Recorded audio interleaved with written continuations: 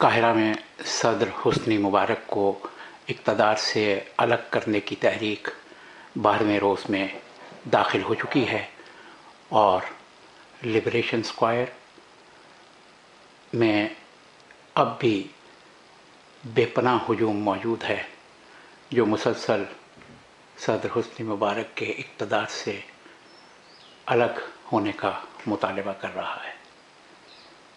مصر میں صدر کے مخالف مظاہرے 12ویں روز میں داخل ہو گئے ہیں۔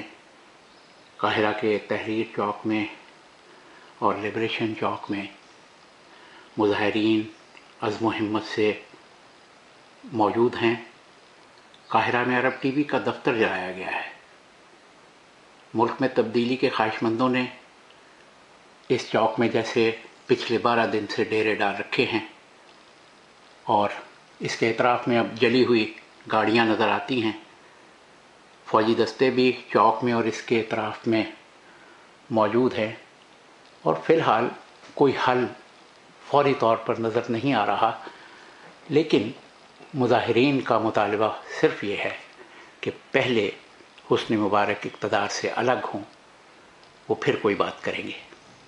اب تازہ ترین اشارے آج تحریک کے شروع ہوئے 12ویں دن یہ ملے ہیں کہ کسی حد تک حزب مخالف کی جماعتوں سے حکومت کے کچھ ارکان کے رابطے ہوئے ہیں اور وہ اب اس پر تیار ہیں کہ گفتگو یا کم از کم آغاز کیا جائے۔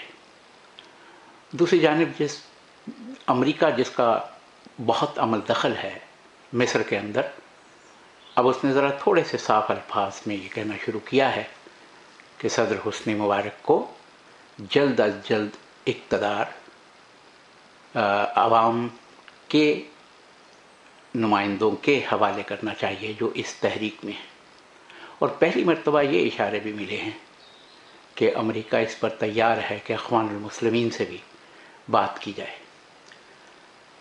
یہ بینر ہر طرف نظر آتے ہیں، ارحل ارحل، گو گو، نکل جاؤ نکل جاؤ۔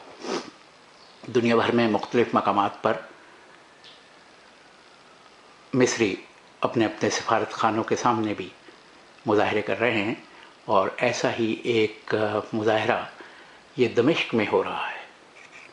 کل ایران میں نماز جمعہ کے بعد ایک بہت بڑا مظاہرہ ہوا تھا، اور آج یہ دمشق میں بہت بڑا مظاہرہ ہو رہا ہے، لیکن اب دیکھنا یہ ہے کہ اب جب وقت گزرتا چلا جا رہا ہے اور مصر کی اکانومی پہ بھی اس کا بہت بڑا اثر پڑا ہے، کیونکہ اکانومی کا بہت بڑا حصہ سیاحت پر اس کا انحصار تھا، اور ایسے حالات ہونے کی وجہ سے سیاحت تقریباً ٹھپ ہوئی ہے۔ تو اب دیکھنا یہ ہے کہ مصر کی اکانومی پہ اس کا کیا اثر پڑتا ہے، اور امریکہ جو بڑی کثیر تعداد میں امداد مصر کو دیتا ہے، اسی وجہ سے اس کے سیاسی عوامل میں عمل دخل بھی ہے۔